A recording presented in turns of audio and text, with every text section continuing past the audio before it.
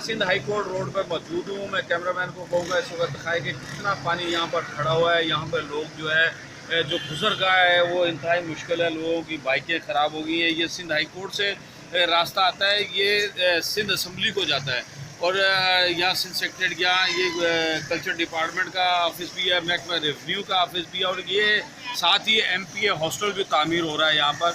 और ये रास्ता आप देख रहे होंगे कि इस रास्ते के ऊपर इस वक्त पानी कितना खड़ा हो चुका है और बारिश भी जो है आज बहुत हुई है।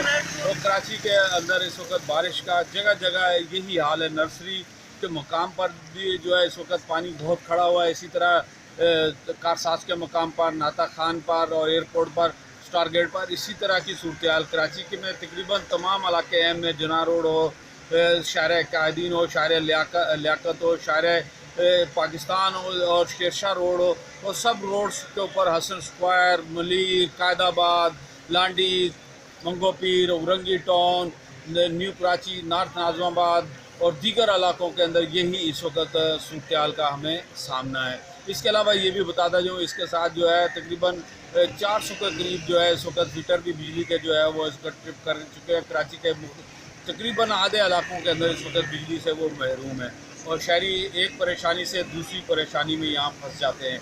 और इस वक्त सिंध हुकूमत की तरफ से कोई ऐलान नहीं किया गया और डिसास्टर मैनेजमेंट जो है जो PDM में उसको भी कहा गया, लेकिन अभी तक कोई हमें उनके एहलकार कहीं भी काम